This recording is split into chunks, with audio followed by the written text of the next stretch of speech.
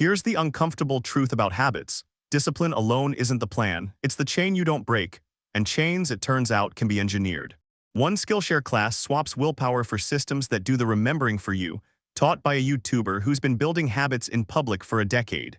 82,000 students showed up.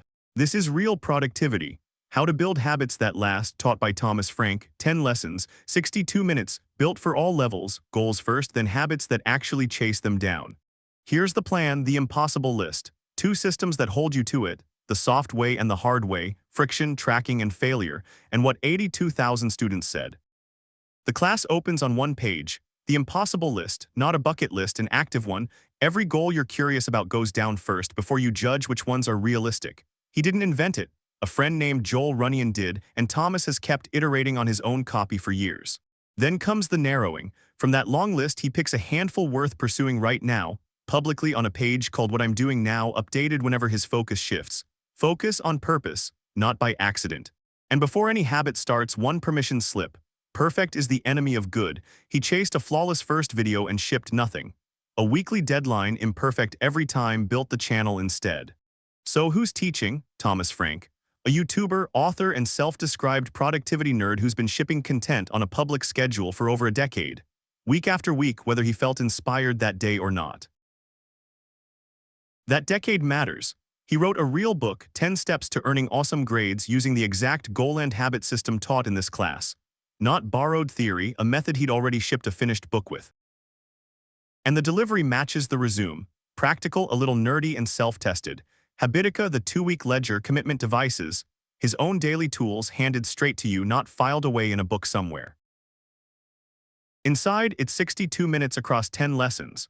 1 long lesson on picking the right goal, then 6 more on the systems that actually keep you moving toward it once the motivation fades.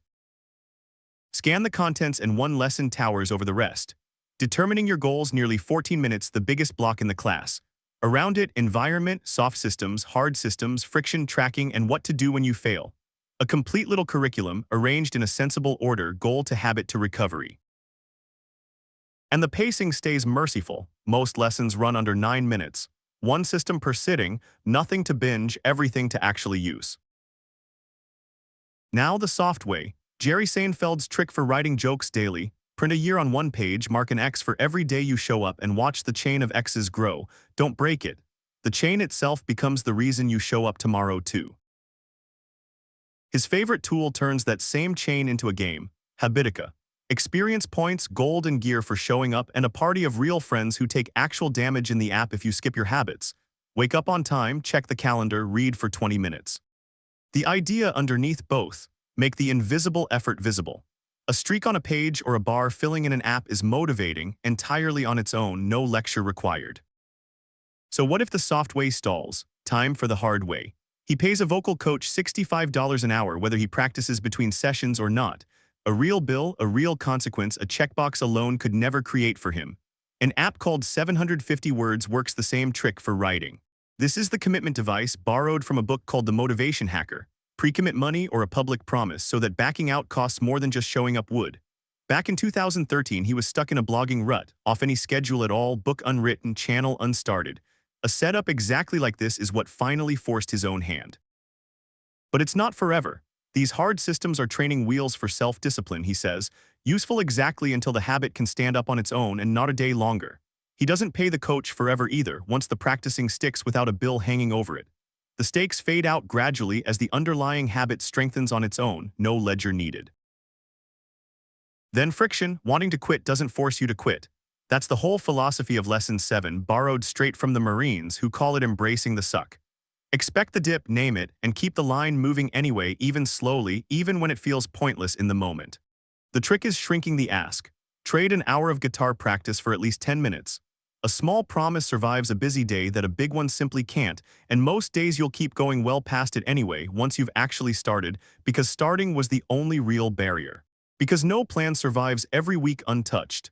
Design the habit for the day that actually happens, not the ideal one printed on the calendar.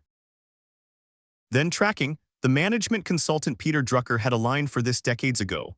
What gets measured gets managed. No record, no real idea what your daily effort is actually buying you over time, month after month, quietly compounding or quietly going nowhere. So he shows a pen and paper system his best friend Martin built. The 2-week ledger. 1 row per habit, 1 numbered box for each of 14 days, and a fresh page the moment the old one starts to feel stale, ready by the first of the next month. But a ledger alone is just data. The real habit is reviewing it on purpose, then adjusting the system itself on schedule instead of just blaming yourself. Then failure, because it's inevitable and every goal chaser hits it eventually. Borrowed from James Clear's book Atomic Habits. Don't make the second mistake. 1 missed day is a blip. 2 in a row starts a brand new habit, and it's the wrong one. And if you're rebuilding after a fail, start smaller than before. A success spiral from the motivation hacker. Prove 15 minutes of guitar is doable again before you climb back to the full hour you'd worked up to. One honest, provable step at a time, no shortcuts back to the top. So what do you actually walk out with? Not a perfect record, something better. A goal, a habit, and a plan for the failure that's coming, built in ahead of time instead of pretended away until it actually happens, which it eventually will for absolutely everyone. So, does it deliver? 95% of students said the class met or exceeded their expectations, and 50% said it flat out exceeded them. And the most liked board tells you what kind of class this is. Engaging teacher takes the top spot, with actionable steps right behind it. Charisma, backed by a plan you can actually go use tomorrow morning, not just nod along to tonight and quietly forget by the weekend. Clarity, examples, organization, and audio quality round out the board. A quiet, complete scorecard. No fireworks. Just a class that delivers exactly what it promises to, lesson after lesson, day after day. So who's it for? The chronic goal lister. The impossible list turns the tab horde into a system. The white-knuckled disciplinarian. The soft and hard systems pick up where willpower runs out, and anyone who's failed a habit before, Lesson 9 exists for exactly that. Because beneath the list, the trackers, and the ledger, the whole class keeps whispering one very short, very repeatable instruction. Don't break the chain, just don't miss twice.